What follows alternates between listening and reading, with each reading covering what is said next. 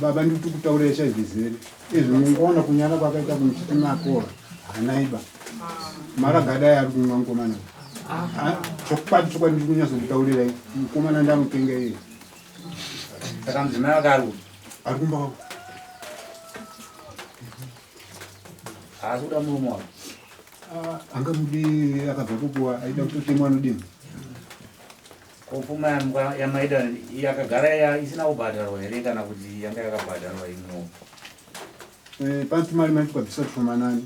idzi mombe dzai kutaura kupfuma yakaunza iyi handina baka kuti ndoda pfuma inini asi kuti iwo vega ndovakatofunga vega kuti rega tende kubvisa pfuma dzikaungani kutatu nichidzidzora kuendaiziva kuti yarikuita sei haasi kunzwa musheba ndingangotambira ngombe dzemunhari zisirizvo kutanga ndatotaura nakurubi yangu mufanira kutonzwa mashoko anobva kwakurubi yangu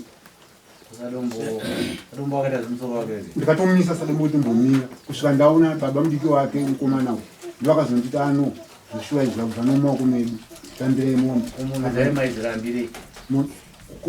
dzainguva yakadzega ashiyana dzowedu avana mhuri here kumba kwangu anowana 2 manga makapuwa pfuma nyaya yakakwana hasati akatombisa kana pfuma saka maida kudzirambirei dzaisingatoreka angachipenga kamuri yangu vana vakaberekwa vadi pfuma ndaizitora sei uya kundoti ndinotambira chinhu zvacho mukomaka yachitotukanaida kutotora mombe dzacho futi wakafa uyu ndipo pakaberekwa vana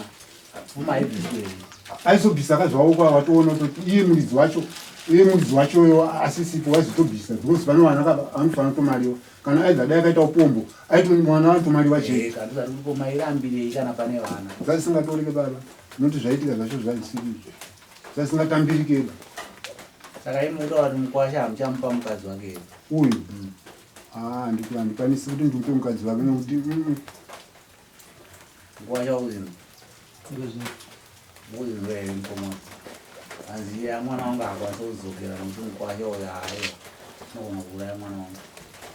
mauya nani kwemimi anokwanisa kutsigiwawo baba mwana wenyu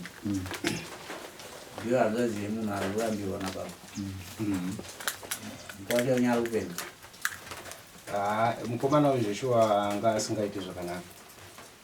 kubva kumashure kwesoko singazivo izvezvi because inini angoona ndisaonane naye nenakuti wangu asagare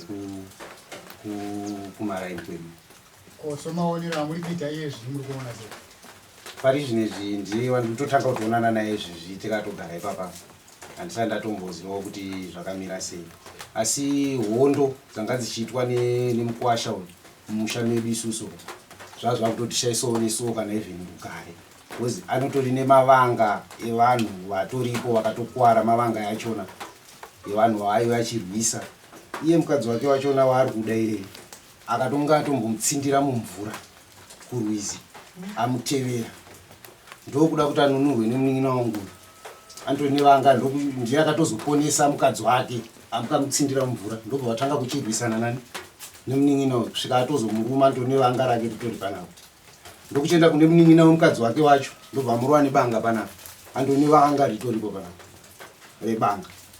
kuna baba aisvika aingoerekana angosvika pamba